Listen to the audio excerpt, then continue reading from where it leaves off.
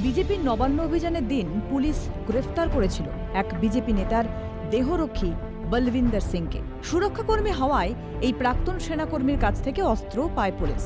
বিজেপির দাবি, কোনো সুরক্ষাকর্মীকে এই জন্য গ্রেফতার করা যায় না। বলবিন্দর সিং একজন আমাদের প্রাইভেট সিকিউরিটি, তিনি সুরক্ষাকর্মী ছিলেন আমাদের একজন কর্মীর। তার হাতে যে গান আছে সেটা লাইসেন্স গান আছে, সেই জন্য উনি প্রকাশ্যে নিয়ে গেছেন জানো। সেই জন্য সুরক্ষাকর্মীকে কোথাও কেস দেওয়া বা তাকে অ্যারেস্ট করার বিধান নাই দেশে। ওই দিন বলবিন্দর সিংকে শুধু গ্রেফতারই করা হয়নি, তার উপর অকথ্য নির্যাতন চালানো হয় প্রকাশ্যে। তার পাগড়ি টেনে খুলে ফেলারও অভিযোগ ওঠে পুলিশের বিরুদ্ধে। तो आप अगर इस तरीके की चीजें करते, आप उसकी पगड़ी 2 मिनट रोक देते, उसकी पगड़ी पहनवा देते। किसी सरदार के लिए उसकी कृपाण, उसका जो पगड़ी हुई है, उसकी आन बान शान है, जिसके लिए वो कुछ भी कर सकता है। ঘটনায় প্রতিবাদে সোচ্চার হয় দেশের বিভিন্ন রাজনৈতিক দলের নেতৃত্ব, বিভিন্ন সমাজের ব্যক্তিত্ব। ঘটনার তীব্র নিন্দা করে সোচ্চার হয়েছেন পাঞ্জাবের শিরোমণি অকালি দলের প্রধান সুখবীর সিং বাদল, ক্রিকেটার হরভজন সিং। মমতা বন্দ্যোপাধ্যায় সরকারের কাছে দোষী পুলিশ কর্মীর বিরুদ্ধে দৃষ্টান্তমূলক শাস্তির দাবি করেন তারা। একই বার্তা দিয়েছিল এ রাজ্যের বসবাসকারী শিখ সমাজ। ঘটনায় সরব দিল্লি গুরুদ্বারার প্রবন্ধক কমিটি। রবিবার বলবিন্দরকে ফের হাওড়া আদালতে তোলা হয়। সেখানেও পৌঁছে যান দিল্লি গুরুদ্বারা প্রবন্ধক কমিটির সদস্যরা। इतना जुल्म आप डंडों से पीटेंगे, पगड़ी उतारेंगे, बालों से खींचेंगे और फिर उसी को ही 3 दिन और पुलिस को पीटने को दे देंगे। ऐसा जुल्म हमने कभी देखा नहीं। मैं बार बार ममता जी से आग्रह कर रहा हूँ, ममता जी ये जाति मत कीजिए। ये दस्तार गुरु गोविंद सिंह पातशाह की दी हुई हमें दस्तार है। কিন্তু সকলের সব অভিযোগ, সব দাবিকে ফুৎকারে উড়িয়ে দিয়ে রাজ্যের স্বরাষ্ট্র দপ্তরের পক্ষ থেকে রবিবার টুইটে জানানো হলো, আমাদের শিখ ভাই বোনেরা শান্তি সংহতিতে বাস করছে বাংলায়। শিখ ধর্ম এবং ধর্মাচরণের প্রতি আমাদের গভীর সম্মান রয়েছে। বিক্ষোভে অনুমোদন ছাড়া আগ্নেয়াস্ত্র বহন করার একটি ঘটনা বিকৃত করা হয়েছে। দলীয় স্বার্থে সাম্প্রদায়িক রং লাগানো হচ্ছে। একটি রাজনৈতিক দল ক্ষুদ্র রাজনৈতিক স্বার্থেই কাজ করছে। পুলিশ আইন মাফিক কাজ করছে। শিখ ধর্মের প্রতি আমাদের সর্বোচ্চ সম্মান রয়েছে। কিন্তু এভাবে কোনো সম্প্রদায়কে চিহ্নিত করা কখনো উচিত নয়। এ রাজ্য কোনো সম্প্রদায়কে বিশেষভাবে চিহ্নিত করে না। এ রাজ্য গণতন্ত্রকে মানে। এ রাজ্য সবাইকে নিয়ে পথ চলে। এখানে ধর্মান্ধতার কোনো জায়গা নেই।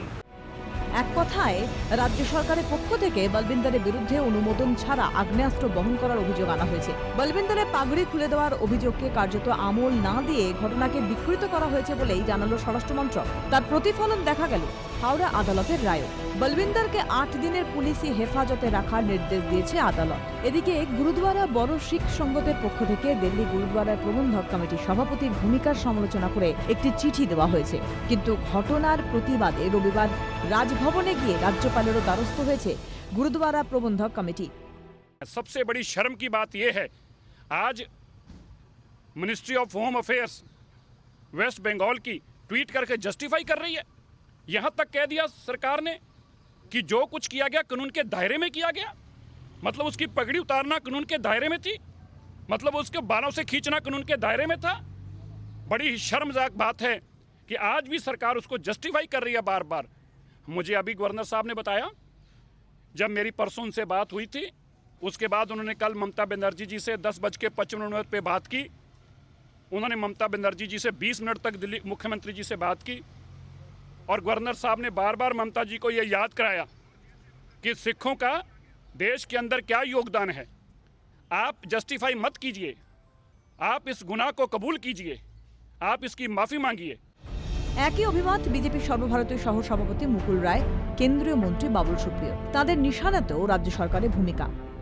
যদি আমরা জানতাম যে একটা ধাক্কির মধ্যে কারোর পাগড়ি খুলে গেল বা টানা কোথাও একটা মব সিচুয়েশনে যেরকম হলো, তা নয়। রীতিমতো ওকে আইসোলেট করার পর মাটিতে ফেলে একদম মানে সুপরিকল্পিতভাবে এবং অন দ্য স্পট তার এইভাবে তাকে অসম্মান করা হয়েছে। আমরা বহু সময় বহু ক্ষেত্রে দেখেছি, কোনো জমায়েত আইন থাক আর বেআইন থাক, যে আবেগ হয় মানুষের, সেই আবেগকে একটা রেসপেক্ট দিতে হয়।